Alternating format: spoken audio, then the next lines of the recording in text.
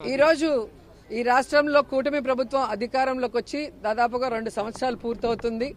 మహానాడు అంటూ దగానాడును నిర్వహిస్తున్నారు. కాబట్టి ఈ 2 ఏళ్ల పరిపాలనలో వెన్నుపోటుకు 2 ఏళ్లు ఆంధ్రప్రదేశ్ని ఎలా సర్వనాశనం చేశాడు చంద్రబాబు నాయుడు అనే మీద ఈరోజు మాట్లాడటం జరిగింది. అండ్ డీటెయిల్గా సాక్ష్యాధారాలతో కూడా ఒక బుక్లెట్ని రిలీజ్ చేయడం జరిగింది. సో దీన్ని ప్రతి ఇంటికి కూడా పంచిపెట్టి చంద్రబాబు నాయుడు ఈ ప్రజల్ని ఎలా మోసం చేస్తున్నాడు, అధికారంలో రావడానికి ఏం చెప్పాడు, ఈరోజు అవి చేయకుండా ఎలా డైవర్షన్ పాలిటిక్స్ చేస్తూ వైఎస్ఆర్సీపీ మీద నిందలు వేయటము, వాళ్ళని టార్గెట్ చేయటము, వాళ్ళని జైల్లో పెట్టి భయభ్రాంతులకు గురి చేయటం అనేది రాష్ట్ర ప్రజలు చూస్తున్నారు.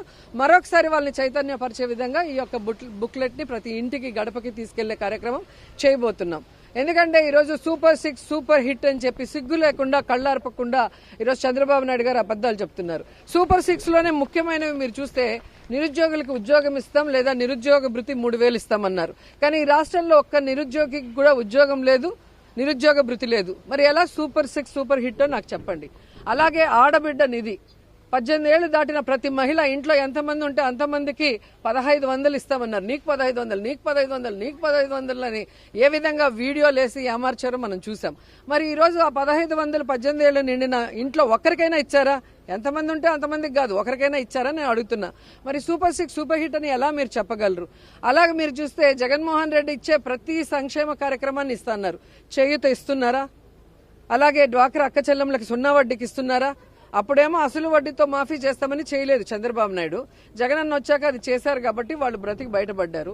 ఈ రోజు మీరు 10 లక్షలు 0 వడ్డీకి ఇస్తాము అని చెప్పారు. 0 వడ్డీ లేదు, 10 లక్షలు లేదు. మరి ఏ విధంగా మీరు ఈ సెలబ్రేషన్స్ చాలా ఘనంగా చేసుకుంటున్న మహిళకి మేము ఏదో చేశామని శ్రీశక్తి అని పేరు పెట్టుకున్నారు. ఈరోజు మహిళలకి రక్షణ లేదు. మహిళలకు ఇచ్చే సంక్షేమాన్ని ఈరోజు 0 చేశారు. అలాగే మహిళలకి ఈరోజు వాళ్ళ పేరు మీద జగన్మోహన్ రెడ్డి గారు ఇల్లు ఇస్తే మీరు ఒక్క ఇల్లు అయినా ఇచ్చారా?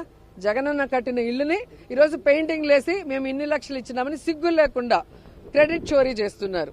ఏ రోజైనా నువ్వు అధికారంలో ఉన్నప్పుడు ఒక ఇంటి స్థలం ఇచ్చి ఒక్క ఇల్లన్నా కట్టించిన దాఖలాలు ఉన్నాయా? ఎప్పుడు కూడా గత ప్రభుత్వాలు, అంతకు ముందున్న ప్రభుత్వాలు కట్టిన వాటికి 0 కొట్టుకుని నీ పేర్లు పెట్టుకుని ఓపెన్ చేసుకోవటమే కానీ ఈ 2 ఏళ్లలో నువ్వుగా సంతకం చేసి ఒక కార్యక్రమాన్ని స్టార్ట్ చేసి దానికి ఫండ్ కేటాయించి దాన్ని పూర్తి చేసి దాన్ని ఓపెన్ చేసిన దాఖలాలు ఉన్నాయా అని అడుగుతున్నా. ఈరోజు చంద్రబాబు నాయుడు ఒక మోసగాడు అంటే ఆయన కొడుకు మరీ వరస్ట్గా తయారయ్యాడు. ఈరోజు ఆయన్ని ప్రెసిడెంట్ చేశారంట పార్టీకి. ఆయన ఎప్పుడైతే మరి ఈ విద్యాశాఖ మంత్రి అయ్యాడో విద్య కుంటుబడింది, విద్య మూలకి వెళ్ళింది. ఈరోజు స్కూళ్ళ విషయాలకే వద్దాం. నాడు నేడు స్కూల్స్ ఫినిషింగ్లో ఉన్న ఆ స్కూల్స్ని ఫినిష్ చేశాడా ఈ రోజుటి వరకు?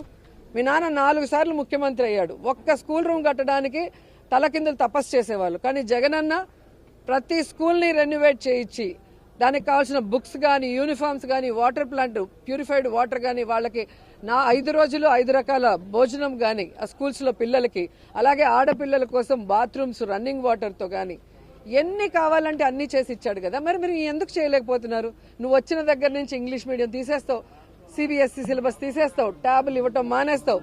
ఈ సంవత్సరం అయితే ఏకంగా విద్యా కానుక ఇవ్వలేనని చేతులు ఎత్తేసావు.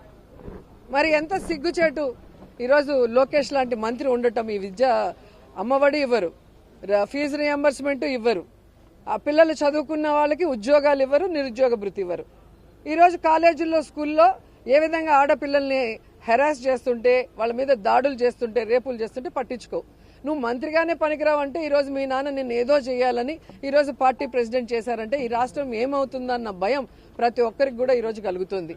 అండ్ ఈరోజు ఏదైతే ఈ పార్టీతో కమ్మండై ఉన్న జనసేన పార్టీ ప్రశ్నిస్తాను అని పార్టీ పెట్టానని చెప్తాడు. చంద్రబాబు నాయుడు ఇన్ని తప్పులు చేస్తూ ఈరోజు ఇన్ని ఘోరాలు చేస్తూ రైతుల్ని, మహిళల్ని, విద్యార్థుల్ని అందరినీ మోసం చేస్తుంటే ప్రశ్నించాల్సిన పవన్ కళ్యాణ్ గారు ఎందుకు ప్రశ్నించటం లేదు?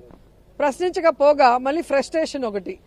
సో ఇవన్నీ చూస్తుంటే ఈరోజు మహానాడులో వీటి గురించి వాళ్ళు ఏమైనా డిస్కషన్ చేసి వాళ్ళ తప్పుల్ని సరిదిద్దుకొని ప్రజలకు ఇచ్చిన వాగ్దానాల్ని నెరవేరుస్తారనేది గమనిద్దాం. వాళ్ళు చేసేది ఏమి ఉండదండి. ఆల్రెడీ బీజేపీ గారు బిల్లు పెట్టినప్పుడు ఎందుకు తెలుగుదేశం వాళ్ళు దానికి ఓటు వేయలేదో చెప్పండి. ఈ రోజు ఈయనేదో లోకేష్ కొత్తగా 33% ఆయన తీసుకొచ్చినట్టులాగా చెప్తున్నాడు. మరి గతంలో ఎందుకు మీరు దాని గురించి డిస్కస్ చేయలేదు? 4 సార్లు ముఖ్యమంత్రి అయినప్పుడు మీ నాన్న ఎందుకు అసెంబ్లీలో దాన్ని తీర్మానం చేసి పంపించలేదు? మొన్న మోడీ ప్రభుత్వం పెట్టినప్పుడు మీరు ఎందుకు ఓటేయలేదో చెప్పండి. కాబట్టి ఇంకా పిచ్చోళ్ళు ఎవరూ లేరు, ప్రజలు తెలివైన వాళ్ళు. ఈరోజు సోషల్ మీడియా ఉండటం వల్ల అందరికీ కూడా అన్ని విషయాలు తెలుస్తున్నాయి. మీరేదో చెప్పేస్తే దాన్ని నమ్మే పరిస్థితిలో ఎవరు కూడా లేరు. ఓకేనా?